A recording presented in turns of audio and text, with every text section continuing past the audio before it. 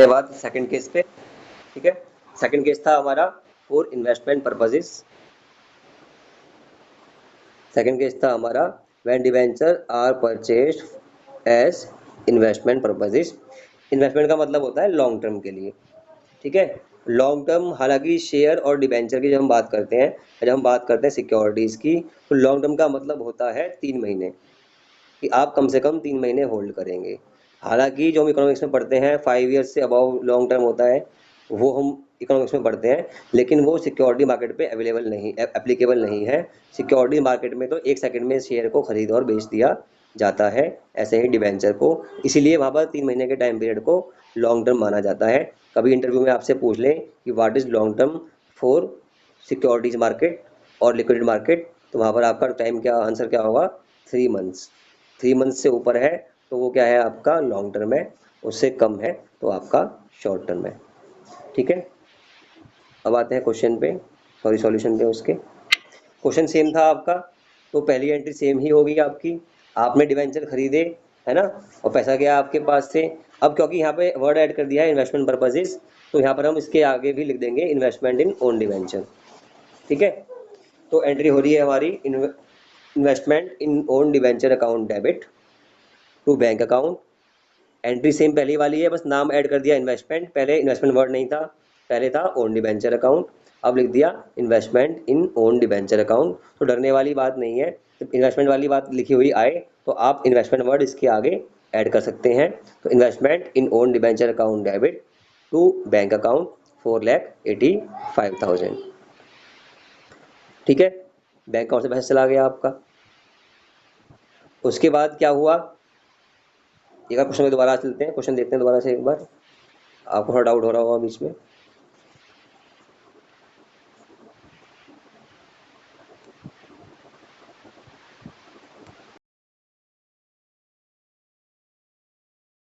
Question same है, Bansal Construction Limited issue 10,000 8% debenture of 500 each. The board of director decided to purchase 1,000 debenture at a price of 485। 10,000 debenture 500 रुपये के issue किए और उसमें से 1,000 debenture हमने मार्केट से 485 के खरीद लिए। केस 1 हम कर चुके हैं, हम केस 2 पे जा रहे हैं फॉर इन्वेस्टमेंट पर्पजेज। तो अब हमें ध्यान देना है किस बात पे, केस 2 पे, कि हमने क्या किया। They have been purchase for investment purposes and sold at 110, इसके लिए 510। इसी पे मैं बात कर रहा था कि आपको ये देखना है इस क्वेश्चन में कि सेल किया कितने का किया। तो 485 पे हमने परचेज किया है एंड 510 पे हमने सेल कर दिया है डिवेंचर। ठीक है, तो अब हमें एंट्री करनी है पहले डिवेंचर को परचेज करने की, उसके बाद हम डिवेंचर की सेल भी करेंगे, उसकी एंट्री होगी, और लास्ट में जो प्रॉफिट होगा वो कहाँ जाएगा, आपका कैपिटल रिजर्व अकाउंट में। तो ज़्यादा फर्क नहीं आएगा एंट्री में, पार्ट 1 की तरह चलेगा ये भी, बस थोड़ा सा नाम बदलेगा। तो आते हैं अब सेकंड पार्ट पे, सॉल्यूशन पे आते हैं इसके। सॉल्यूशन आपके सामने आ गया, फिर से देख लीजिए। पहली एंट्री क्या करनी है हमें, डिवेंचर्स को खरीदने की, क्योंकि हम इन्वेस्टमेंट के रूप में खरीद रहे हैं इसको, तो हम नाम दे देंगे investment in own debenture account. हम खुद के डिवेंचर में इन्वेस्टमेंट कर रहे हैं, तो investment in own debenture account debit, debit watt comes in, यह एक असेट क्रिएट कर दी है। और आपको पता है इन्वेस्टमेंट तो असेट ही होती है, पहले वाले केस में डाउट होगा शायद आपको, पर यहाँ तो क्लियर है, इन्वेस्टमेंट है तो क्या होती है, ये एसेट होती है। Investment account debit, debit watt comes in को रूल लगाया टू बैंक अकाउंट, क्योंकि पैसा चला गया हमारे पास से। ठीक है, क्या अमाउंट आएगा, वही 1,000 डिवेंचर है इंटू 485 जो परचेजिंग प्राइस है, दो को किया मल्टीप्लाई तो आया 4,85,000 रुपीज़, 4,85,000 रुपये। ये क्लियर है, कोई दिक्कत नहीं आएगी यहाँ तक। अब चलेंगे सेकंड एंट्री पे। सेकंड एंट्री में क्या करना है, हमें इनको सेल करना है। जब भी हम सेल करेंगे पैसा मिलेगा, पैसा मिलेगा तो बैंक अकाउंट डेबिट होगा, डेबिट वाट कम्स इन, है ना, असेट अकाउंट है, असेट आने पर डेबिट होती है, तो बैंक अकाउंट डेबिट कर दिया।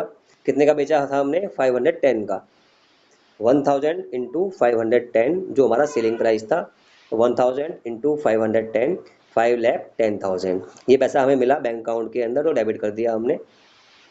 उसके बाद जो कॉस्ट थी वही आएगी, तो कॉस्ट आ गई to investment in own debenture account, to investment in own debenture account. ये अमाउंट कितना आएगा, जो कॉस्ट थी वही हमारा हिस्टोरिकल कॉस्ट प्रिंसिपल, जितने में खरीदते हैं उतना ही दिखाएंगे, तो 4,85,000 रुपीज़ वो हमने राइट ऑफ कर दिया यहाँ से। ठीक है। अब क्या हुआ, एक बैलेंस बचा, होगी डेबिट साइड और क्रेडिट साइड बराबर आनी चाहिए। डेबिट ज़्यादा है, क्रेडिट कम है, का मतलब है अभी भी कुछ बचा हुआ है।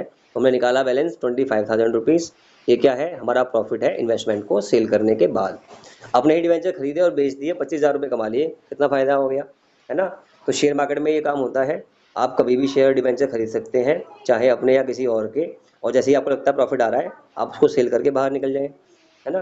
तो bank account debit to investment in own debenture account 4,85,000 rupees, to profit on sale of investment account 825,000। कैसे आया, 5,10,000 माइनस 4,85,000। और ऐसा हमेशा नहीं होगा, क्योंकि हम बार बार डिवेंचर नहीं खरीदेंगे, कभी कभी खरीदेंगे, है ना, कभी कभी मौका लगता है। तो ये क्या है, आपकी ऑपरेटिंग एक्टिविटी नहीं है, रिकरिंग एक्टिविटी नहीं है, ये क्या है आपकी of a non usual nature, है ना। कभी कभी होता है ऐसा, जब ऐसा होता है तो इसको हम बोलते हैं क्या, इसको हम बोलते हैं आपका, इसको हम बोलते हैं आपका कैपिटल प्रॉफिट, ठीक है। लेकिन क्योंकि हमने इन्वेस्टमेंट की है और उसी साल बेच दी है ना, सेम ईयर हमने बेच दी है, तो क्या हुआ, अगर हमने सेम ईयर बेच दी तो क्या हुआ, जो प्रॉफिट हमारा हुआ है उसको हम मान लेंगे रिवेन्यू वाला। उस पहले वाले केस में हमने ओन डिवेंचर खरीदे थे, यहाँ पर हमने क्या किया है, इन्वेस्टमेंट की है, और इन्वेस्टमेंट जो आपकी एक्टिविटी है वो बिजनेस में हर साल चलती रहती है। तो आपको ये अज्यूम नहीं करना है यहाँ पे, इस केस में दोनों में बस यही अंतर आएगा, है ना। एंट्री सेम है दोनों को देखा जाए तो, लेकिन जो डिफरेंस है वो इसी में है, लास्ट वाली एंट्री में, ये ध्यान करना है आपको इस पे। वहाँ किया था हमने PL account debit to capital reserve account, लेकिन यहाँ पर हम वो नहीं कर रहे, ठीक है। यहाँ पर हम वो नहीं कर रहे क्योंकि इन्वेस्टमेंट क्या है, हम हर साल करते हैं, और उससे जो प्रॉफिट आता है वो हमारा प्रॉफिट क्या होता है, रिवेन्यू प्रॉफिट होता है। तो पीएल अकाउंट एक रिवेन्यू अकाउंट है, ठीक है, और कैपिटल रिजर्व अकाउंट क्या है आपका, कैपिटल अकाउंट है। बस इन दोनों क्वेश्चनों में या दोनों पार्ट्स में बस यही अंतर था कि वो हमने माना था कि ऑपरेटिंग एक्टिविटी का पार्ट नहीं है, इसलिए हमने वो अमाउंट ट्रांसफ़र किया था आपका कहाँ पर, कैपिटल रिजर्व अकाउंट के अंदर। लेकिन यहाँ पर तो हमें पता है इन्वेस्टमेंट हम हर साल करते हैं, साल में 6 बार करते हैं, तो ये अमाउंट कहाँ जाएगा आपका, प्रॉफिट एंड लॉस अकाउंट में। तो profit on sale of investment account debit 25,000 to profit and loss account. हालांकि आप चाहे तो ये एंट्री ना करके, जो आपने पहले एंट्री की थी, आप यहाँ पर इस जगह पर थोड़ा ऊपर, यहाँ पर, है ना, इसकी जगह आप लिख देंगे to profit and loss account, ठीक है। एंट्री क्या हो जाती, bank account debit 5,10,000 to investment in own debenture account 4,85,000 to PL account 25,000। तो आपको ये तीसरी वाली एंट्री नहीं करनी पड़ती, ठीक है। तो मैं सजेस्ट करता हूँ कि आप ये एंट्री ना करें और यहाँ लिख दें प्रॉफिट एंड लॉस अकाउंट, यहीं लिख दें पीएल अकाउंट, ठीक है। उसके साथ ये क्वेश्चन फिर खत्म हो जाएगा, सिर्फ 2 एंट्री करनी होंगी, investment in own debenture account debit to bank account 4,85,000, and second entry bank account debit 5,10,000 to investment in own debenture account, जो कॉस्ट थी 4,85,000।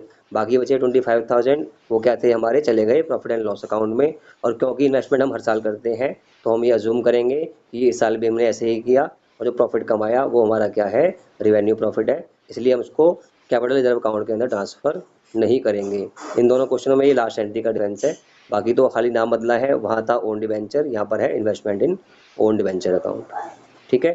तो ये क्वेश्चन खत्म होता है यहीं पर, दो पार्टी आते हैं इसके एग्जाम में।